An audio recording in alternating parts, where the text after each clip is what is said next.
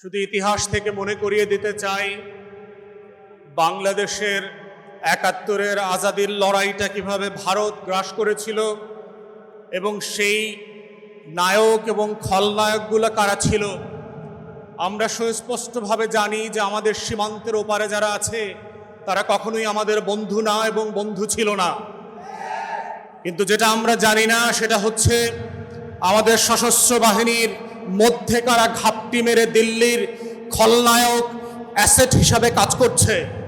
আমরা যেটা জানি না সেটা হচ্ছে আমাদের ডিজিএফআই, এনএসআই, এসবি, ডিবি থেকে শুরু করে রাষ্ট্রের আমলাতন্ত্রের মধ্যে দখরে দখরে কারা কারা বাংলাদেশকে প্রত্যেক দিন বিক্রি করে দেওয়ার জন্য কাজ করছে। সোশ্যাল মিডিয়াতে আমরা শুক্রবার থেকে জানি যে কে কে এই শুটিংয়ের সাথে জড়িত। তারা মোমেনশাহী থেকে সীমান্ত ক্রস করে ওই পারে চলে যাবে। গারো পাহাড়ের এক ফিলিপ নামে ছেলের কথা বললাম, কিন্তু আমাদেরকে সোশ্যাল মিডিয়াতে জানানো হলো এই শুটার নাকি সিলেটে যাবে। কারা জানিয়ে পুরো জাতির দৃষ্টি পরিবর্তন করেছে। আমাদের সংস্থাগুলো ৪০ মিটার নিচ থেকে নাকি বিএনপি জামাত ধরতে পারত এক সময়। মাটির নিচ থেকে নাকি তারা মাইক্রোস্কোপ দিয়ে জাতীয় শত্রু এবং পাকিস্তানের গোলামদেরকে নাকি তারা ঘরে বের করত। তাহলে আজকের সেই মাইক্রোস্কোপগুলো কোথায়? আপনাদের ৪০ মিটার বাপার ফিতা কি নষ্ট হয়ে গেছে কিনা? যারা আজকে বাংলাদেশের ভিতরে বসে আমার আজাদির লড়াইকে ধ্বংস করে দিয়েছে। ৭১-এর পরেও আমরা দেখেছি বাংলাদেশে কিভাবে স্বাধীনতাকামী মুক্তির লড়াইয়ের সৈনিকদেরকে ব্রাশফায়ার করে ৩০,০০০ ৪০,০০০ মানুষকে এই আওয়ামী মুজিববাদীরা হত্যা করেছে। আমরা দেখেছি কাউন্টার কুর মধ্য দিয়ে আমাদের সশস্ত্র বাহিনীর ভিতরে শৃঙ্খলা বিনষ্টের যে নিরলস প্রচেষ্টা। আমরা সেই সময় দেখেছি কাদের সিদ্দিকের মতো এক গোলাম রাজাকার ভারতের, তার নেতৃত্বে কাদেরিয়া বাহিনী করে সীমান্তের প্রশিক্ষণ, টাকা এবং অস্ত্র দিয়ে আমার শত শত বিডিআর জওয়ানকে হত্যা করা হয়েছে। আমরা ৭৫ পরবর্তী বাস্তবতায় দেখেছি কিভাবে বাংলাদেশে রাজনৈতিক অনৈক্য তৈরি করা হয়েছে। এই প্রসেসের মধ্য দিয়ে এই পৃথিবীতে প্রত্যেকটা আজাদির লড়াইকে কিভাবে খেয়ে দেওয়া হয়। অথবা আজকে অভ্যুত্থানের পক্ষের শক্তি যারা ছিলেন, আপনারা যদি বোধ করে থাকেন ১০টা ২০টা ৩০টা ৫০টা আসনের জন্য ডানে বামে তাকাবেন, মনে রাখবেন বিএনপি জামাতের নেতাদের ফাঁসি কিন্তু আটকানো যায় নাই। আপনাদের বিভক্তি কিন্তু পুরো জাতিকে সর্বগ্রাসী ছোঁয়ার মধ্যে ফেলে দেবে এবং সেই ছবল থেকে কেউ বাঁচতে পারবেন না। তাই আজকে ৭৫ পরবর্তী সেই বাংলাদেশের আজাদি যে হস্তক্ষেপ ছিল, আজাদি ছিনতাই হয়ে গিয়েছিল, সেই ছিনতাই হওয়ার ইতিহাস থেকে নতুন করে আবার আমাদেরকে শিখতে হবে যে বাংলাদেশের এই খলনায়করা কিভাবে প্রশাসনে ঘাপটি মেরে বসে আছে, বিভিন্ন রাজনৈতিক দলকে বিভ্রান্তির মধ্যে ফেলছে। গণ অভ্যুত্থানের এক দলকে আর এক দলের বিরুদ্ধে বট বাহিনীর মিথ্যা পোস্টের মধ্য দিয়ে লেলিয়ে দেওয়া হচ্ছে, সম্পর্ক হানি করে বাংলাদেশকে রাষ্ট্র আকারে দুর্বল করা এবং এইখানে নির্বাচনকে ভণ্ডুল করবার যে আয়োজন চলছে এবং এর পিছনে যে বয়ানের রাজনীতি আছে।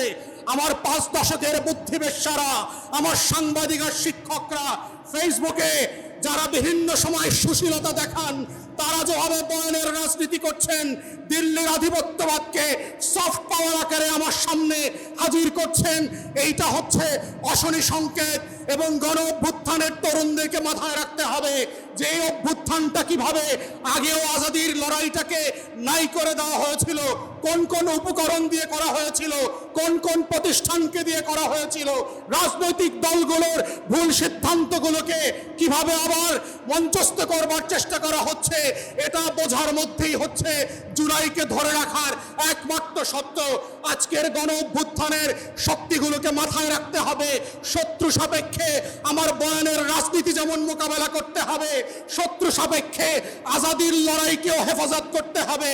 এটাই হচ্ছে আজাদি ধরে রাখার একমাত্র বাহন, এর বাইরে আর কোনো লড়াই নাই। এবং সেই লড়াইতে আমরা চাই নতুন করে আবার ইনকিলাব জিন্দাবাদ হয়ে ভারতবর্ষের আনাচে কানাচে থেকে, হর্ষদ মোহানির ভয়েস থেকে, আজকে যেভাবে হাদির কণ্ঠকে দিয়ে সারা বাংলাদেশ আত্মস্থ করেছিল, সেই ইনকিলাব আবার আবাবিলের মতো আসমান থেকে ফিরে আসবে। ইনকিলাব ইনকিলাব ইনকিলাব ইনকিলাব ইনকিলাব ইনকিলাব।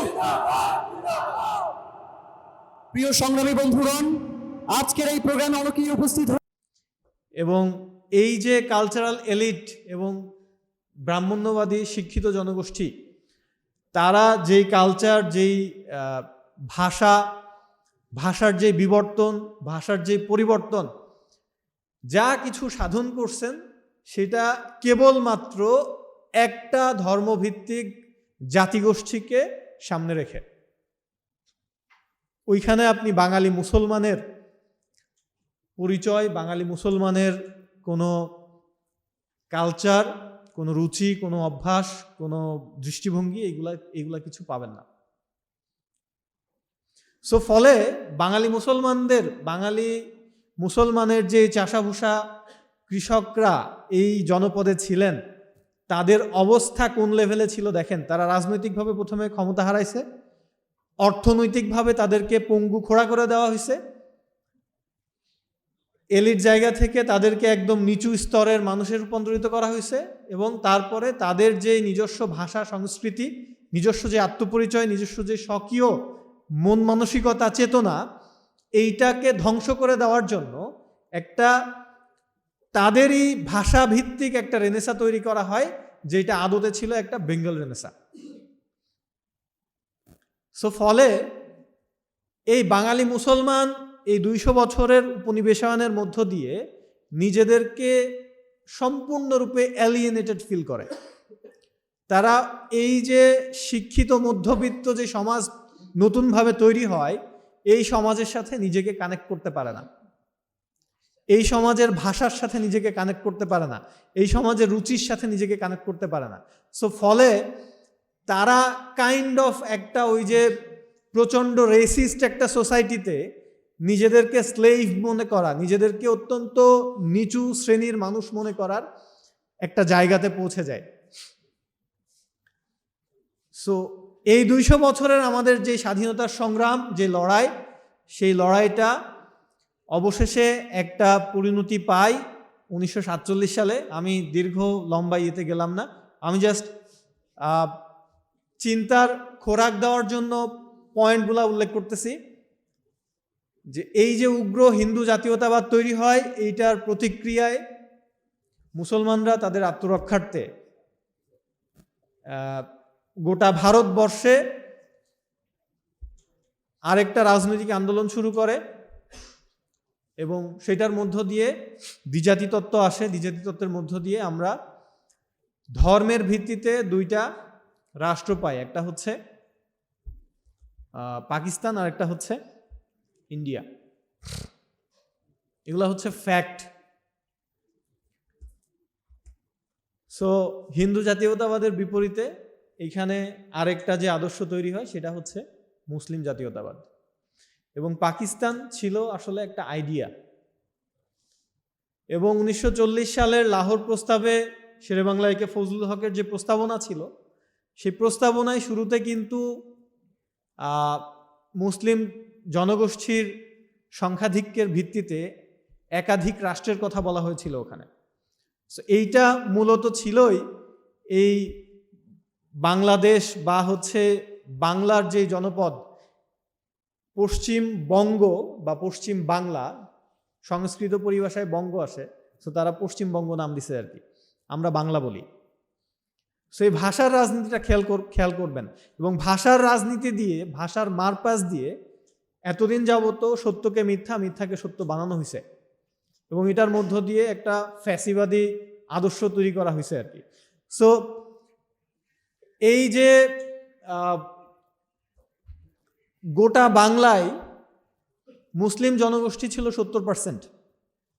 আমরা যদি অখণ্ড বাংলা পাইতাম, তাইলে ডেমোক্রেটিক্যালি নিঃসন্দেহে এখানে মুসলিমরা শাসন ক্ষমতায় থাকতো।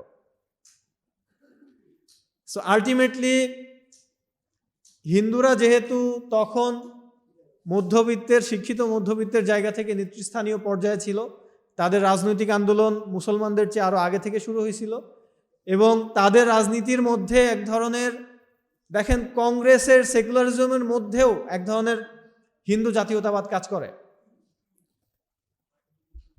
সো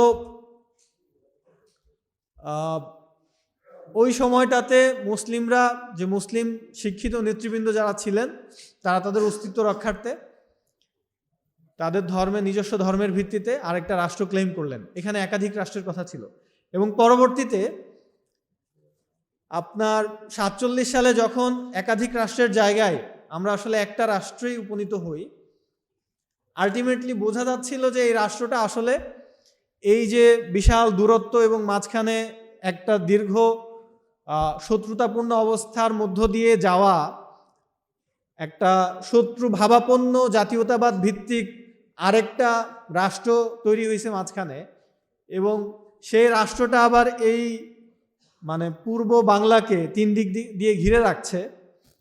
এইটাকে এক জায়গায় রাখাটা আসলে বাস্তবে সম্ভব না।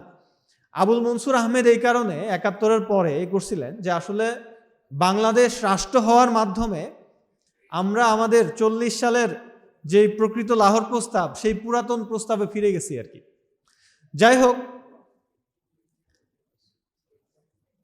47 থেকে 71-এর জার্নিটা আমাদেরকে এক ধরনের সংকটময় কমপ্লেক্স জার্নির মধ্য দিয়ে যাইতে হয়েছে। দেখেন, ভারত পাকিস্তান ভাঙার সূচনা করে হচ্ছে 60-এর দশকের শুরুতে, চিত্তরঞ্জন সুতারের মাধ্যমে এখানে আরেকটা রাষ্ট্র, বিচ্ছিন্ন একটা রাষ্ট্র গঠনের আন্দোলন শুরু হয়। এই ইতিহাস আপনারা অনেকে জানেন না। ইতিহাসের আরেকটা দিক আছে, ওই দিকটা আমাদেরকে আসলে জানাইতে দেওয়া হয় নাই। সো এই জায়গায় অনেক গ্রে এরিয়া আছে, এবং এই গ্রে এরিয়াটা আমাদের জন্য ক্ষেত্র বিশেষে কমপ্লেক্সিটি ডেকে আনে।